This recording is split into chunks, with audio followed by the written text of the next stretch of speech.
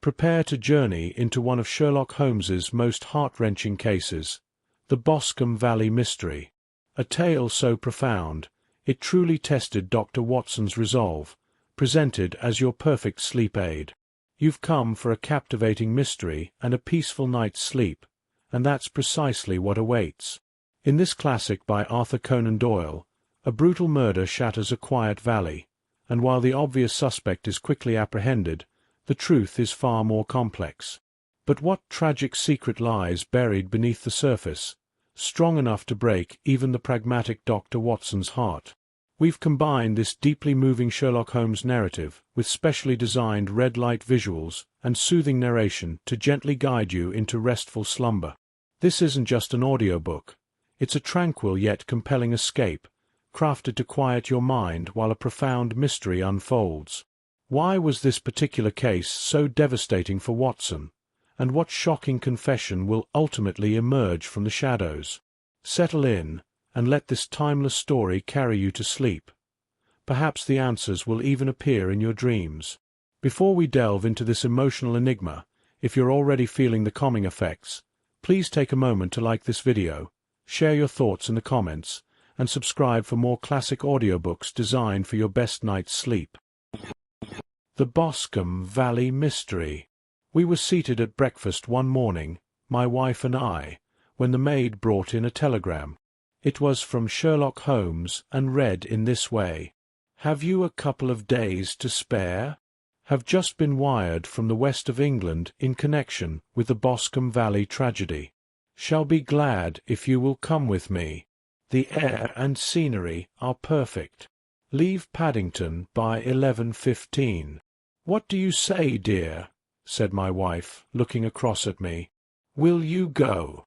I really don't know what to say. I have a fairly long list at present. Oh, Anstruther would do your work for you. You have been looking a little pale lately. I think that the change would do you good, and you are always so interested in Mr. Sherlock Holmes' cases. I would be ungrateful if I were not, seeing what I gained through one of them," I answered. "But if I am to go, I must pack at once, for I have only half an hour." My experience of camp life in Afghanistan had at least had the effect of making me a prompt and ready traveller. My wants were few and simple, so that in less than the time stated I was in a cab with my valise, rattling away to Paddington Station. Sherlock Holmes was pacing up and down the platform, his tall, gaunt figure made even gaunter and taller by his long grey travelling cloak and close-fitting cloth cap. "It is really very good of you to come, Watson," he said. "It makes a considerable difference to me, having someone with me on whom I can thoroughly rely. Local aid is always either worthless or else biased. If you keep the 2 corner seats, I shall get the tickets." We had the carriage to ourselves save for an immense litter of papers which Holmes had brought with him. Among these he rummaged and read, with intervals of note-taking and of meditation, until we were past reading. Then he suddenly rolled them all into a gigantic ball and tossed them up onto the rack. "Have you heard anything about the case?" he asked. "Not a word. I have not seen a paper for some days. The London press has not had very full accounts. I have just been looking through all the recent papers in order to master the particulars. It seems, from what I gather, to be one of those simple cases which are so extremely difficult." That sounds a little paradoxical, but it is profoundly true. Singularity is almost invariably a clue. The more featureless and commonplace a crime is, the more difficult it is to bring it home. In this case, however, they have established a very serious case against the son of the murdered man. It is a murder, then? Well, it is conjectured to be so. I shall take nothing for granted until I have the opportunity of looking personally into it. I will explain the state of things to you, as far as I have been able to understand it, in a very few words. Boscombe Valley is a country district not very far from Ross, in Herefordshire. The largest landed proprietor in that part is a Mr. John Turner, who made his money in Australia and returned some years ago to the old country. One of the farms which he held, that of Hatherley, was let to Mr. Charles McCarthy, who was also an ex-Australian. The men had known each other in the colonies, so that it was not unnatural that when they came to settle down they should do so as near each other as possible. Turner was apparently the richer man, so McCarthy became his tenant but still remained, it seems, upon terms of perfect equality, as they were frequently together. McCarthy had one son, a lad of 18, and Turner had an only daughter of the same age, but neither of them had wives living. They appear to have avoided the society of the neighbouring English families and to have led retired lives, though both the McCarthys were fond of sport and were frequently seen at the race meetings of the neighbourhood. McCarthy kept 2 servants, a man and a girl. Turner had a considerable household, some half-dozen at the least. That is as much as I have been able to gather about the families. Now for the facts. On June 3rd, that is, on Monday last, McCarthy left his house at Hatherley about 3 in the afternoon and walked down to the Boscombe Pool, which is a small lake formed by the spreading out of the stream which runs down the Boscombe Valley. He had been out with his serving man in the morning at Ross, and he had told the man that he must hurry, as he had an appointment of importance to keep at 3. From that appointment he never came back alive. From Hatherley farmhouse to the Boscombe Pool is 1/4 of a mile, and 2 people saw him as he passed over this ground. One was an old woman, whose name is not mentioned, and the other was William Crowder, a gamekeeper in the employ of Mr. Turner. Both these witnesses depose that Mr. McCarthy was walking alone. The gamekeeper adds that within a few minutes of his seeing Mr. McCarthy pass, he had seen his son, Mr. James McCarthy, going the same way with a gun under his arm. To the best of his belief, the father was actually in sight at the time, and the son was following him. He thought no more of the matter until he heard in the evening of the tragedy that had occurred. The 2 McCarthys were seen after the time when William Crowder, the gamekeeper, lost sight of them. The Boscombe Pool is thickly wooded round, with just a fringe of grass and of reeds round the edge. A girl of 14, Patience Moran, who is the daughter of the lodge-keeper of the Boscombe Valley estate, was in one of the woods picking flowers. She states that while she was there she saw, at the border of the wood and close by the lake, Mr. McCarthy and his son, and that they appeared to be having a violent quarrel. She heard Mr. McCarthy the elder using very strong language to his son, and she saw the latter raise up his hand as if to strike his father. She was so frightened by their violence that she ran away and told her mother when she reached home that she had left the 2 McCarthys quarrelling near Boscombe Pool, and that she was afraid that they were going to fight. She had hardly said the words when young Mr. McCarthy came running up to the lodge to say that he had found his father dead in the woods, and to ask for the help of the lodge-keeper.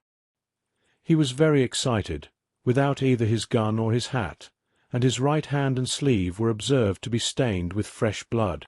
On following him, they found the dead body stretched out upon the grass beside the pool. The head had been beaten in by repeated blows of some heavy and blunt weapon. The injuries were such as might very well have been inflicted by the butt end of his son's gun, which was found lying on the grass within a few paces of the body.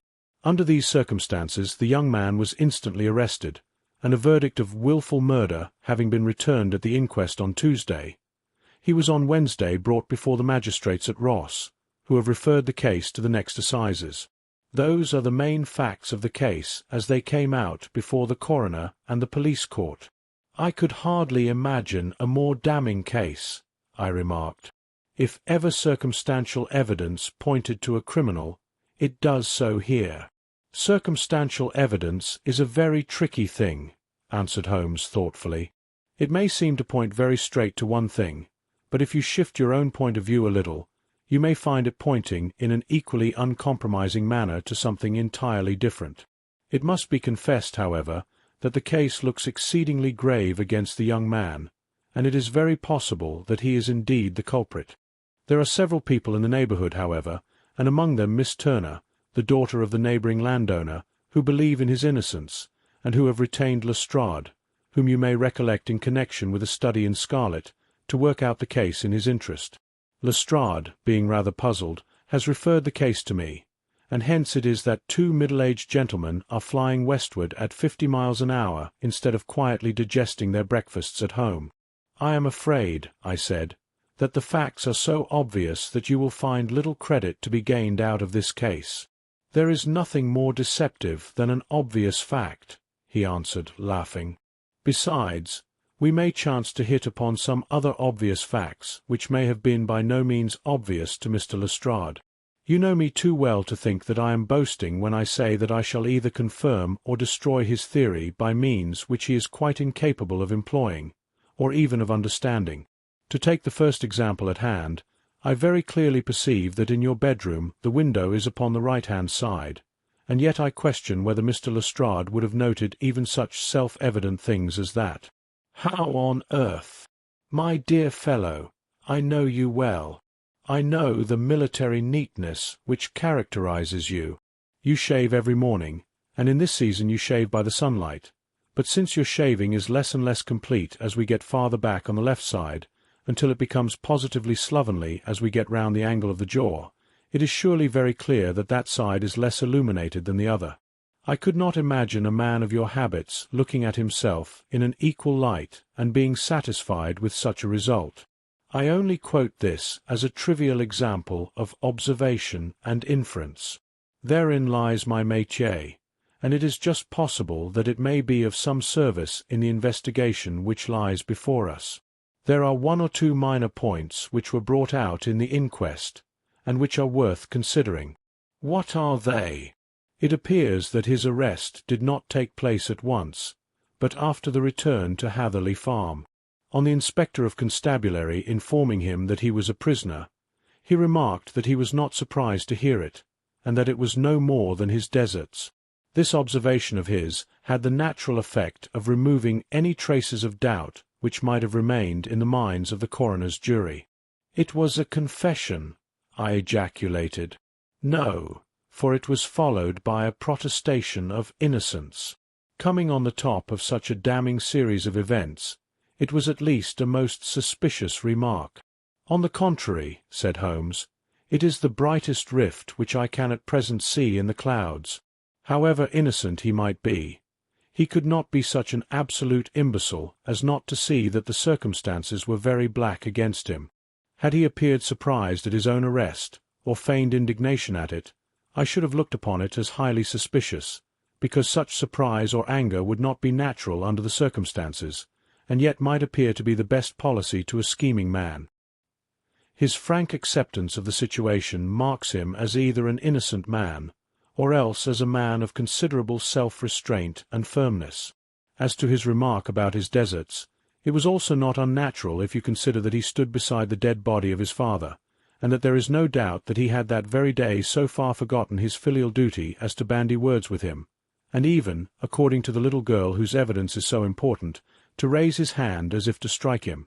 The self-reproach and contrition which are displayed in his remark appear to me to be the signs of a healthy mind rather than of a guilty one. I shook my head. "Many men have been hanged on far slighter evidence," I remarked. "So they have, and many men have been wrongfully hanged.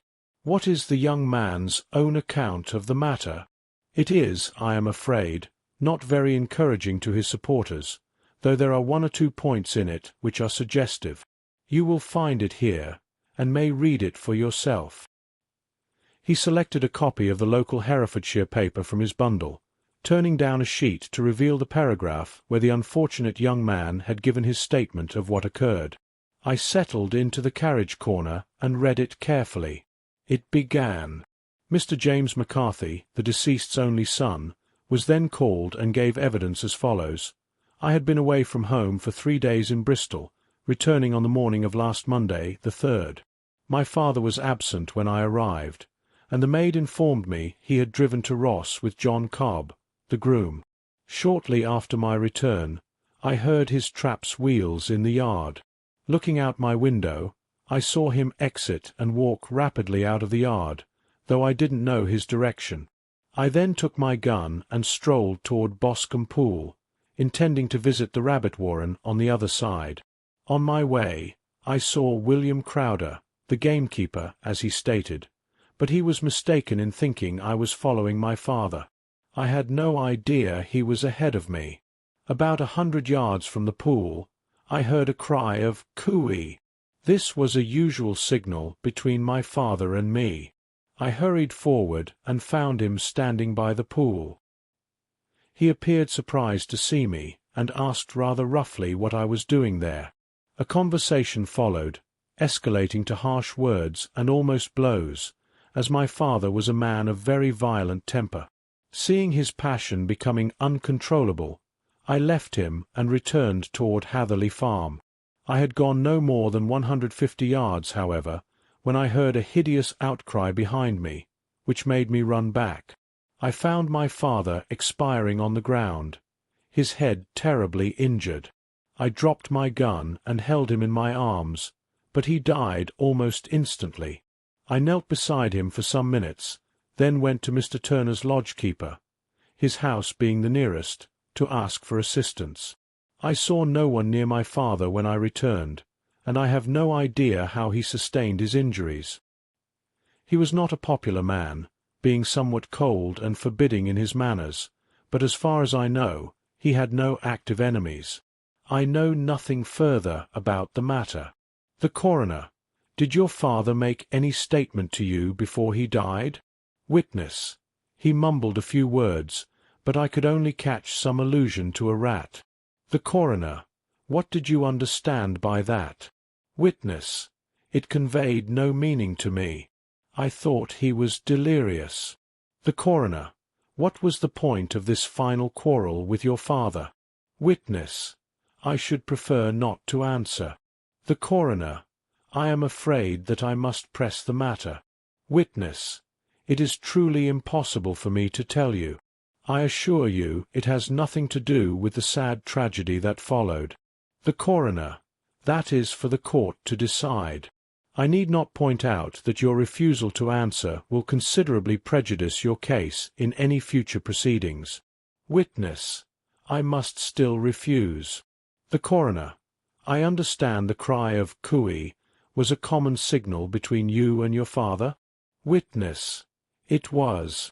The coroner: how was it, then, that he uttered it before he saw you, and before he even knew you had returned from Bristol? Witness: with considerable confusion, I do not know. A juryman: did you see nothing that aroused your suspicions when you returned, hearing the cry, and found your father fatally injured? Witness: nothing definite. The coroner: what do you mean? Witness: I was so disturbed and excited as I rushed out that I could think of nothing except my father. Yet I have a vague impression that as I ran forward, something lay on the ground to my left. It seemed to be something grey in colour, a coat of some sort, or perhaps a plaid. When I rose from my father, I looked around for it, but it was gone. Do you mean that it disappeared before you went for help? Yes, it was gone. You cannot say what it was? No, I just had a feeling something was there. How far from the body? 12 yards or so. And how far from the edge of the wood? About the same. Then if it was removed, it was while you were within 12 yards of it? Yes, but with my back toward it. This concluded the examination of the witness. I see, I said, glancing down the column, that the coroner's concluding remarks were rather severe toward young McCarthy.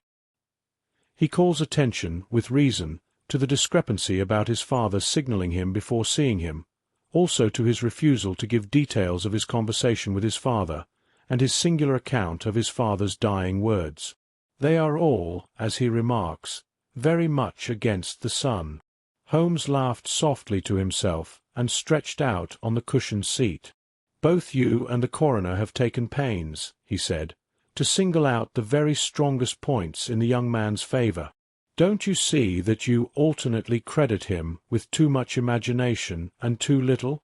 Too little, if he could not invent a cause of quarrel that would gain the jury's sympathy. Too much, if he evolved from his own inner consciousness anything so outlandish as a dying reference to a rat, and the incident of the vanishing cloth.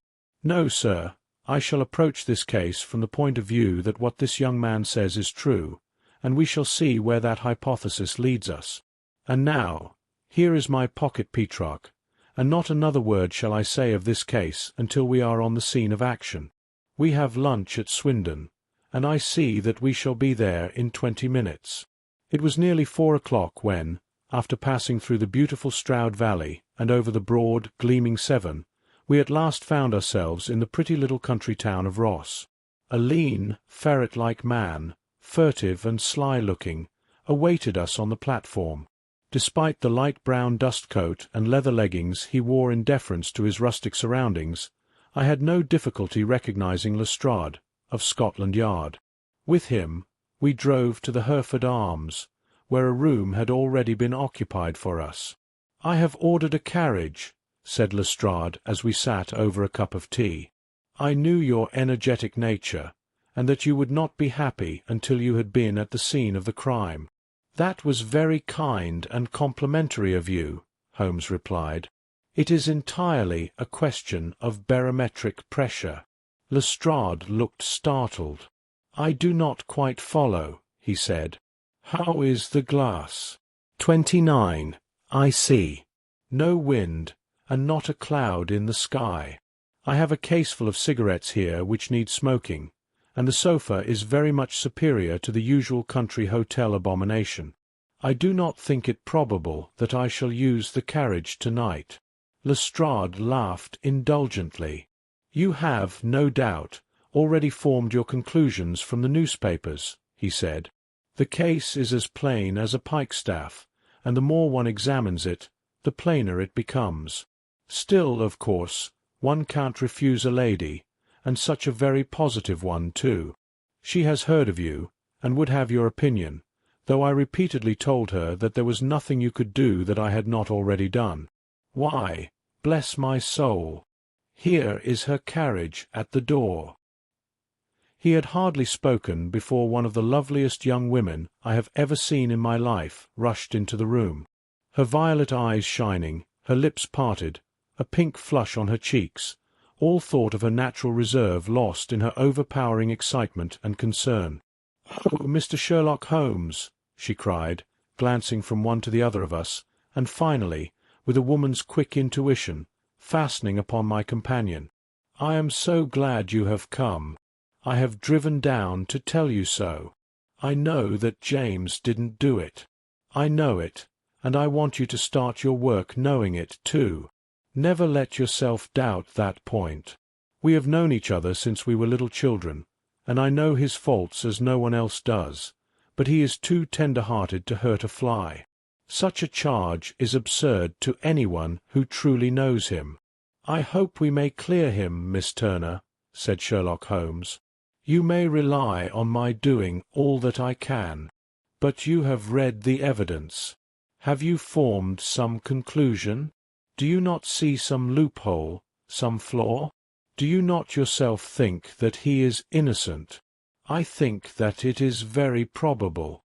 "There now," she cried, throwing back her head and looking defiantly at Lestrade. "You hear. He gives me hope." Lestrade shrugged his shoulders. "I am afraid my colleague has been a little quick in forming his conclusions," he said. "But he is right. Oh, I know that he is right. James never did it.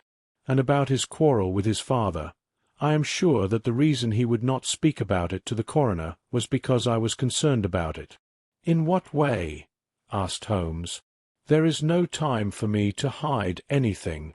James and his father had many disagreements about me. Mr. McCarthy was very anxious that there should be a marriage between us. James and I have always loved each other as brother and sister, but of course he is young and has seen very little of life yet, well, he naturally did not wish to do anything like that yet. So there were quarrels, and this, I am sure, was one of them." "And your father?" asked Holmes. "Was he in favour of such a union?" "No, he was averse to it also. No one but Mr. McCarthy was in favour of it." A quick blush passed over her fresh young face as Holmes shot one of his keen, questioning glances at her. "Thank you for this information," he said. "May I see your father if I call tomorrow? I am afraid the doctor won't allow it." "The doctor?" "Yes, have you not heard? Poor father has never been strong for years, but this has broken him down completely. He is taken to his bed, and Dr. Willows says that he is a wreck and that his nervous system is shattered. Mr. McCarthy was the only man alive who had known Dad in the old days in Victoria." "Ha! In Victoria. That is important." "Yes, at the mines." "Quite so. At the gold mines, where, as I understand, Mr. Turner made his money." "Yes, certainly. Thank you, Miss Turner. You have been of material assistance to me. You will tell me if you have any news tomorrow. No doubt you will go to the prison to see James. Oh, if you do, Mr. Holmes, do tell him that I know him to be innocent." "I will, Miss Turner. I must go home now, for Dad is very ill, and he misses me so if I leave him. Good-bye, and God help you in your undertaking." She hurried from the room as impulsively as she had entered, and we heard the wheels of her carriage rattle off down the street. "I am ashamed of you, Holmes," said Lestrade with dignity after a few minutes' silence. "Why should you raise hopes which you are bound to disappoint? I am not an over-tender of heart, but I call it cruel." "I think that I see my way to clearing James McCarthy," said Holmes. "Have you an order to see him in prison?" "Yes, but only for you and me. Then I shall reconsider my resolution about going out. We still have time to take a train to Hereford and see him tonight." "Ample. Then let us do so. Watson, I fear that you will find it very slow, but I shall only be away a couple of hours." I walked down to the station with them, then wandered through the streets of the little town, finally returning to the hotel. There I lay on the sofa and tried to interest myself in a yellow-backed novel. The puny plot of the story was so thin, however, compared to the deep mystery through which we were groping, I found my attention continually wandering from the action to the facts. I at last flung it across the room and gave myself up entirely to a consideration of the day's events. Supposing this unhappy young man's story were absolutely true, then what hellish thing, what absolutely unforeseen and extraordinary calamity, could have occurred between the time he parted from his father and the moment when, drawn back by his screams, he rushed into the glade? It was something terrible and deadly. What could it be? Might not the nature of the injuries reveal something to my medical instincts? I rang the bell and called for the weekly county paper, which contained a verbatim account of the inquest. In the surgeon's deposition, it was stated that the posterior third of the left parietal bone and the left half of the occipital bone had been shattered by a heavy blow from a blunt weapon. I marked the spot on my own head. Clearly, such a blow must have been struck from behind. That was to some extent in favour of the accused, as when seen quarrelling, he was face to face with his father. Still, it did not go for very much, for the older man might have turned his back before the blow fell. Still, it might be worthwhile to call Holmes' attention to it.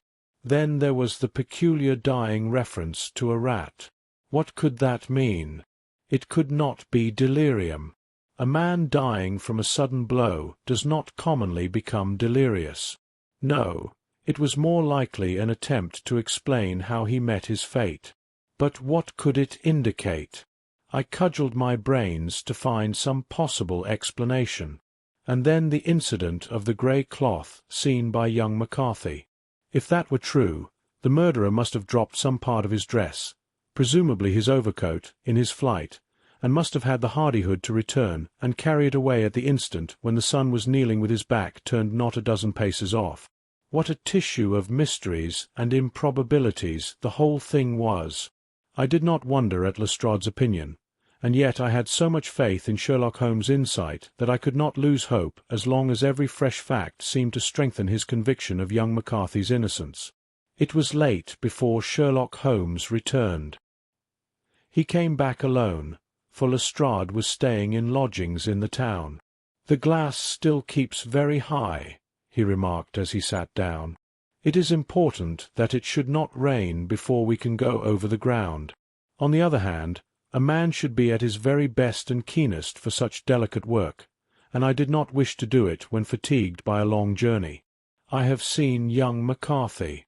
"And what did you learn from him?" "Nothing." "Could he shed no light?" "None at all." I was inclined to think at one time that he knew who had done it and was shielding him or her, but I am convinced now that he is as puzzled as everyone else. He is not a very quick-witted youth, though comely to look at and, I should think, sound at heart. "I cannot admire his taste," I remarked, "if it is indeed a fact that he was averse to a marriage with such a charming young lady as this Miss Turner. Ah, thereby hangs a rather painful tale. This fellow is madly, insanely, in love with her, but some 2 years ago, when he was only a lad, and before he truly knew her, for she had been away 5 years at a boarding school, what does the idiot do but get into the clutches of a barmaid in Bristol and marry her at a registry office? No one knows a word of the matter, but you can imagine how maddening it must be to him to be upbraided for not doing what he would give his very eyes to do, but what he knows to be absolutely impossible. It was sheer frenzy of this sort which made him throw his hands up into the air when his father, at their last interview, was goading him on to propose to Miss Turner. On the other hand, he had no means of supporting himself, and his father, who was by all accounts a very hard man, would have disowned him utterly had he known the truth. It was with his barmaid wife that he had spent the last 3 days in Bristol, and his father did not know where he was. Mark that point. It is of importance. Good has come out of evil, however, for the barmaid, finding from the papers that he is in serious trouble and likely to be hanged, has thrown him over utterly, and has written to him to say that she has a husband already in the Bermuda dockyard, so that there is really no tie between them. I think that bit of news has consoled young McCarthy for all that he has suffered. But if he is innocent, who has done it? Ah, who? I would call your attention very particularly to 2 points. One is that the murdered man had an appointment with someone at the pool, and that someone could not have been his son, for his son was away, and he did not know when he would return. The second is that the murdered man was heard to cry "Cooey" before he knew that his son had returned. Those are the crucial points upon which the case depends. And now let us talk about George Meredith, if you please, and we shall leave all minor matters until tomorrow. There was no rain, as Holmes had foretold, and the morning broke bright and cloudless. At 9 o'clock Lestrade called for us with a carriage, and we set off for Hatherley Farm and the Boscombe Pool. "There is serious news this morning," Lestrade observed. "It is said that Mr. Turner, of the Hall, is so ill that his life is despaired of." "An elderly man, I presume," said Holmes. "About 60, but his constitution has been shattered by his life abroad, and he has been in failing health for some time. This business has had a very bad effect upon him. He was an old friend of McCarthy's, and I may add, a great benefactor to him, for I have learned that he gave him Hatherley Farm rent-free." "Indeed. That is interesting," said Holmes. "Oh, yes. In 100 other ways he has helped him. Everybody here speaks of his kindness to him." "Really? Does it not strike you as a little singular that this McCarthy, who appears to have had little of his own, and to have been under such obligations to Turner, should still talk of marrying his son to Turner's daughter, who is, presumably, heiress to the estate, and that in such a very cocksure manner, as if it were merely a case of a proposal and all else would follow? It is the more strange, since we know that Turner himself was averse to the idea. The daughter told us as much. Do you not deduce something from that?" "We have got to the deductions and the inferences," said Lestrade, winking at me. "I find it hard enough to tackle facts, Holmes, without flying away after theories and fancies." "You are right," said Holmes demurely. "You do find it very hard to tackle the facts. Anyhow, I have grasped one fact which you seem to find it difficult to get hold of," replied Lestrade with some warmth. "And that is?" that McCarthy Sr. met his death from McCarthy Jr., and that all theories to the contrary are the merest moonshine. "Well, moonshine is a brighter thing than fog," said Holmes, laughing. "But I am very much mistaken if this is not Hatherley Farm upon the left." "Yes, that is it." It was a widespread, comfortable-looking building, two-storied, slate-roofed, with great yellow blotches of lichen upon the grey walls. The drawn blinds and the smokeless chimneys, however, gave it a stricken look, as though the weight of this horror still lay heavy upon it. We called at the door, where the maid, at Holmes' request, showed us the boots her master wore at the time of his death, and also a pair of the son's, though not the pair he had then had. Having measured these very carefully from 7 or 8 different points, Holmes desired to be led to the courtyard, from which we all followed the winding track that led to Boscombe Pool.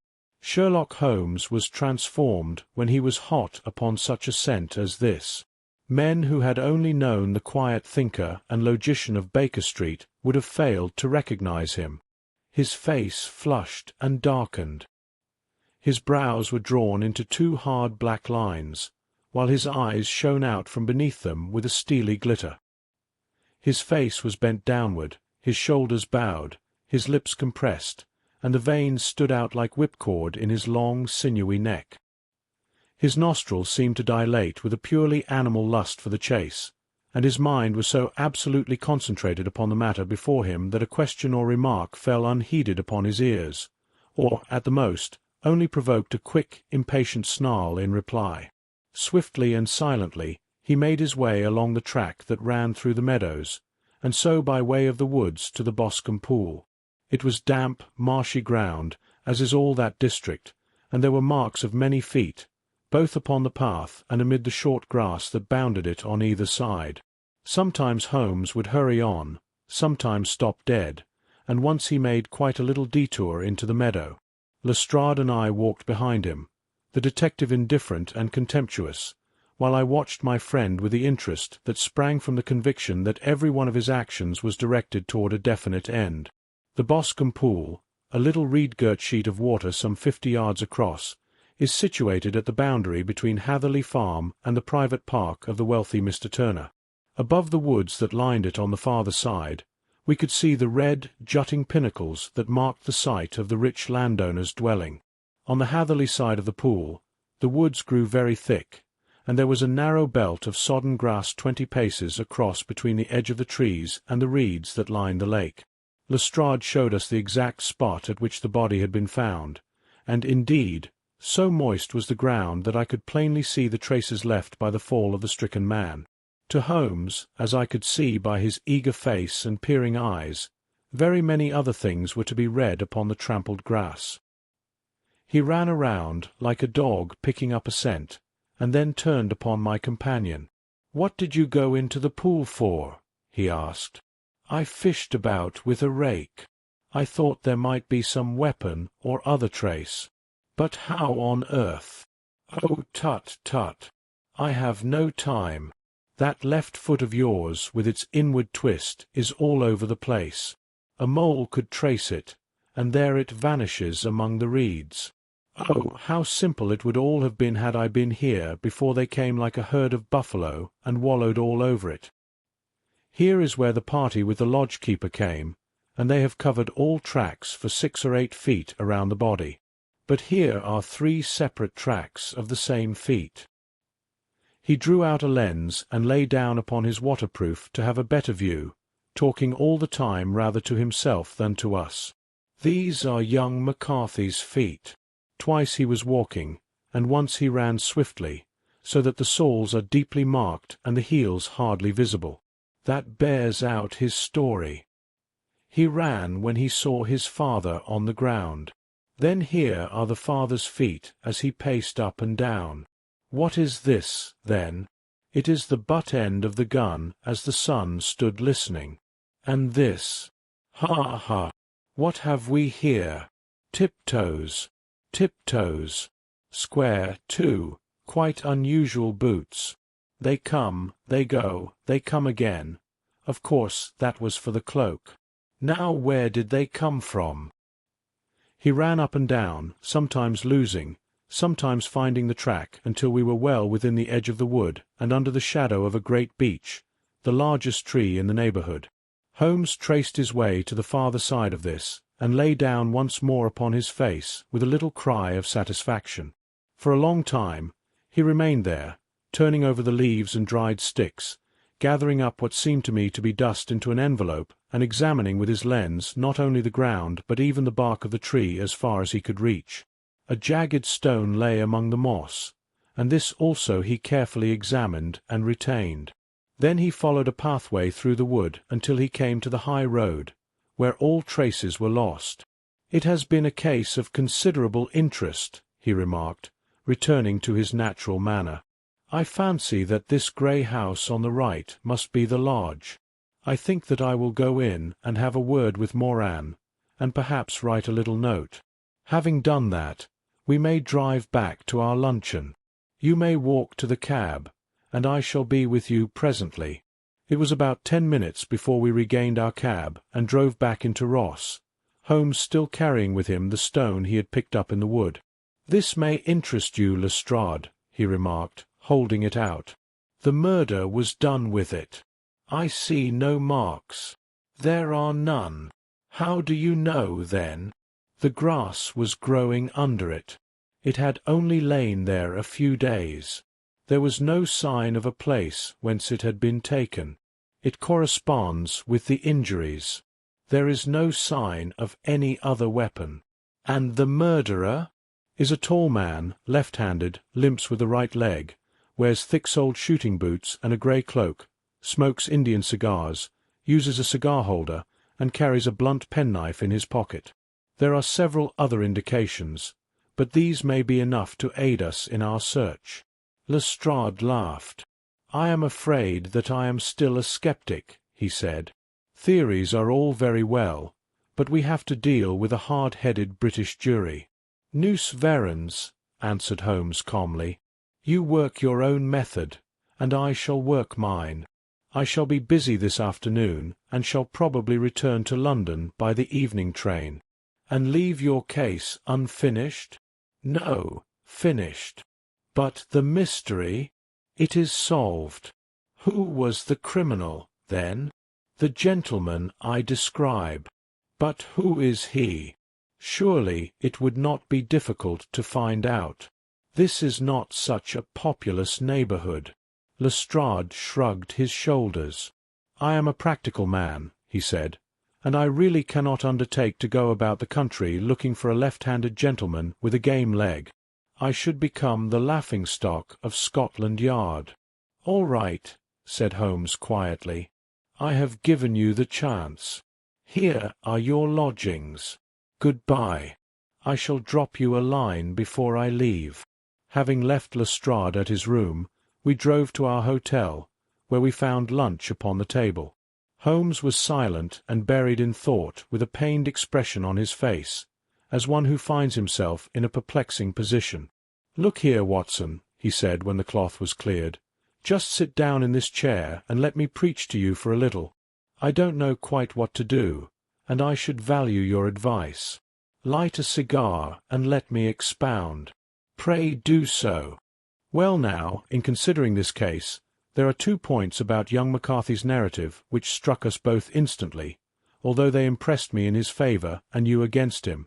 One was the fact that his father should, according to his account, cry cooey before seeing him. The other was his singular dying reference to a rat. He mumbled several words, you understand, but that was all that caught the son's ear. Now from this double point our research must commence, and we will begin it by presuming that what the lad says is absolutely true." "What of this cooey, then?" "Well, obviously it could not have been meant for the son. The son, as far as he knew, was in Bristol. It was a mere chance that he was within earshot. The cooey was meant to attract the attention of whoever it was that he had an appointment with. But cooey is a distinctly Australian cry, and one which is used between Australians. There is a strong presumption that the person McCarthy expected to meet him at Boscombe Pool was someone who had been in Australia." "What of the rat, then?" Sherlock Holmes took a folded paper from his pocket and flattened it out on the table. "This is a map of the colony of Victoria," he said. "I wired to Bristol for it last night." He put his hand over part of the map. "What do you read?" "Arity," I read. "And now?" He raised his hand. "Ballarat." "Quite so." That was the word the man uttered, and of which his son only caught the last two syllables. He was trying to utter the name of his murderer. "So-and-so, of Ballarat." "It is wonderful," I exclaimed. "It is obvious." And now, you see, I had narrowed the field down considerably. The possession of a grey garment was a third point which, granting the son's statement to be correct, was a certainty. We have come now out of mere vagueness to the definite conception of an Australian from Ballarat with a grey cloak. Certainly. And one who was at home in the district, for the pool can only be approached by the farm or by the estate, where strangers could hardly wander. Quite so. Then comes our expedition today. By an examination of the ground, I gained the trifling details which I gave to that imbecile Lestrade, as to the personality of the criminal. But how did you gain them? You know my method. It is founded upon the observation of trifles. His height I know that you might roughly judge from the length of his stride. His boots, too, might be told from their traces. Yes, they were peculiar boots. But his lameness? The impression of his right foot was always less distinct than his left. He put less weight upon it. Why? Because he limped, he was lame. But his left-handedness? You were yourself struck by the nature of the injury as recorded by the surgeon at the inquest. The blow was struck from immediately behind, and yet was upon the left side. Now, how can that be unless it were by a left-handed man? He had stood behind that tree during the interview between the father and son. He had even smoked there. I found the ash of a cigar, which my special knowledge of tobacco ashes enables me to pronounce as an Indian cigar. I have, as you know, devoted some attention to this, and written a little monograph on the ashes of 140 different varieties of pipe, cigar, and cigarette tobacco. Having found the ash, I then looked around and discovered the stump among the moss where he had tossed it. It was an Indian cigar, of the variety which are rolled in Rotterdam. And the cigar-holder? I could see that the end had not been in his mouth. Therefore he used a holder. The tip had been cut off, not bitten off, but the cut was not a clean one, so I deduced a blunt penknife. "Holmes," I said, "you have drawn a net around this man from which he cannot escape, and you have saved an innocent human life as truly as if you had cut the cord which was hanging him. I see the direction in which all this points.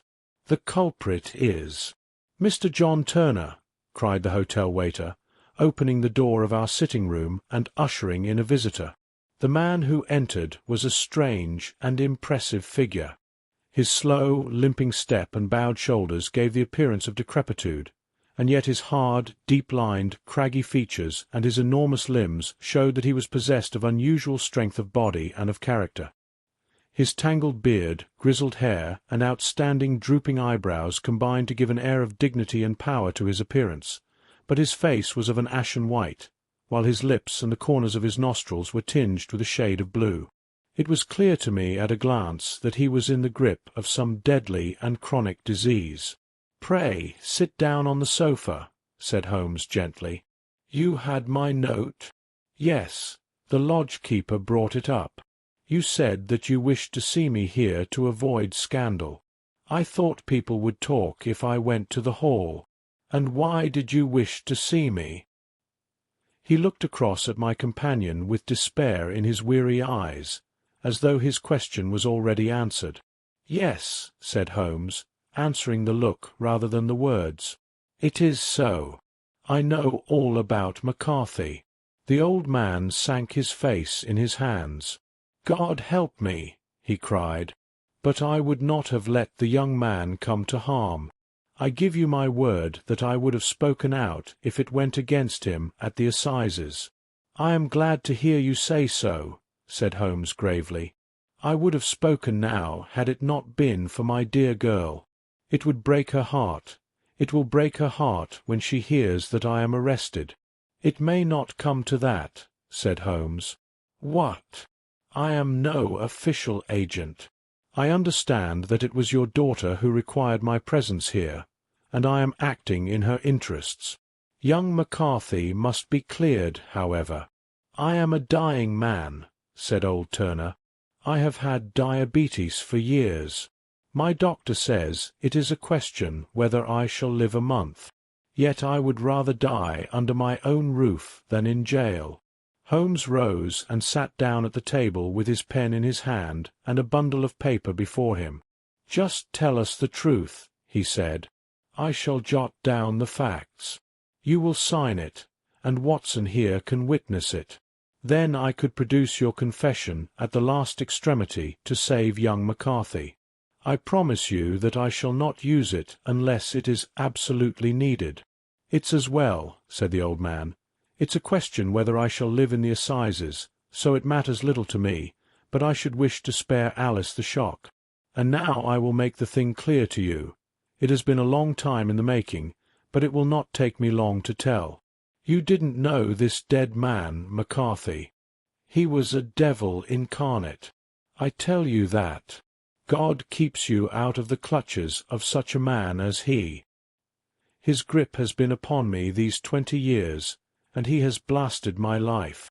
I'll tell you first how I came to be in his power. It was in the early 60s at the diggings. I was a young chap then, hot-blooded and reckless, ready to turn my hand at anything.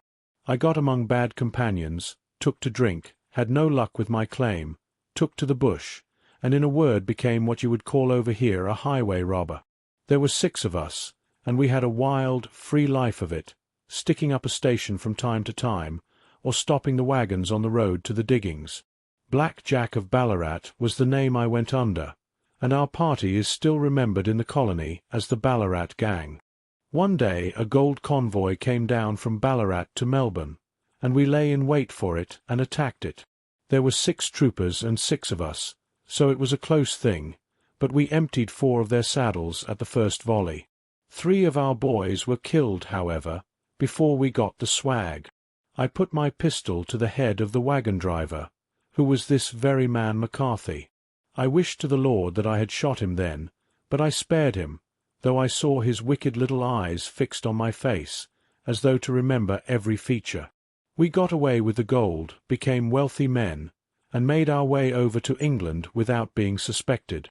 There I parted from my old pals and determined to settle down to a quiet and respectable life. I bought this estate, which happened to be on the market, and I set myself to do a little good with my money, to make up for the way in which I had earned it. I married too, and though my wife died young, she left me my dear little Alice. Even when she was just a baby, her wee hand seemed to lead me down the right path as nothing else had ever done. In a word, I turned over a new leaf and did my best to make up for the past. All was going well when McCarthy laid his grip upon me. I had gone up to town about an investment, and I met him in Regent Street with hardly a coat to his back or a boot to his foot. "Here we are, Jack," says he, touching me on the arm. "We'll be as good as a family to you. There are 2 of us, me and my son, and you can have the keeping of us. If you don't, it's a fine, law-abiding country, England, and there's always a policeman within hail." Well, down they came to the West Country. There was no shaking them off, and there they have lived rent-free on my best land ever since. There was no rest for me, no peace, no forgetfulness. Turn where I would, there was his cunning, grinning face at my elbow. It grew worse as Alice grew up, for he soon saw I was more afraid of her knowing my past than of the police. Whatever he wanted, he must have, and whatever it was, I gave him without question. Land, money, houses, until at last he asked for a thing which I could not give. He asked for Alice. His son, you see, had grown up, and so had my girl, and as I was known to be in weak health, It seemed a fine stroke to him that his lad should step into the whole property. But there I was firm. I would not have his cursed stock mixed with mine. Not that I had any dislike for the lad, but his blood was in him, and that was enough. I stood firm. McCarthy threatened. I braved him to do his worst. We were to meet at the pool midway between our houses to talk it over. When I went down there, I found him talking with his son, so I smoked a cigar and waited behind a tree until he should be alone. But as I listened to his talk, all that was black and bitter in me seemed to come uppermost. He was urging his son to marry my daughter with as little regard for what she might think as if she were a slut from off the streets. It drove me mad to think that I and all that I held most dear should be in the power of such a man as this. Could I not snap the bond? I was already a dying and a desperate man. Though clear of mind and fairly strong of limb, I knew that my own fate was sealed. But my memory and my girl, both could be saved if I could but silence that foul tongue. I did it, Mr. Holmes. I would do it again. Deeply as I have sinned, I have led a life of martyrdom to atone for it. But that my girl should be entangled in the same meshes which held me was more than I could suffer. I struck him down with no more compunction than if he had been some foul and venomous beast. His cry brought back his son, but I had gained the cover of the wood, though I was forced to go back to fetch the cloak which I had dropped in my flight. That is the true story, gentlemen, of all that occurred. Well, it is not for me to judge you, said Holmes as the old man signed the statement which had been drawn out. I pray that we may never be exposed to such a temptation. I pray not, sir. And what do you intend to do? In view of your health, nothing. You are yourself aware that you will soon have to answer for your deed at a higher court than the assizes. I will keep your confession, and if McCarthy is condemned, I shall be forced to use it. If not, it shall never be seen by mortal eye, and your secret, whether you be alive or dead, shall be safe with us. Farewell, then, said the old man solemnly. Your own deathbeds, when they come, will be the easier for the thought of the peace which you have given to mine. Tottering and shaking in all his giant frame, he stumbled slowly from the room. God help us, said Holmes after a long silence. Why does fate play such tricks with poor, helpless worms? I never hear of such a case as this that I do not think of Baxter's words, and say, there, but for the grace of God, goes Sherlock Holmes. James McCarthy was acquitted at the assizes on the strength of a number of objections which had been drawn out by Holmes and submitted to the defending counsel. Old Turner lived for 7 months after our interview, but he is now dead, and there is every prospect that the son and daughter may come to live happily together in ignorance of the black cloud which rests upon their past.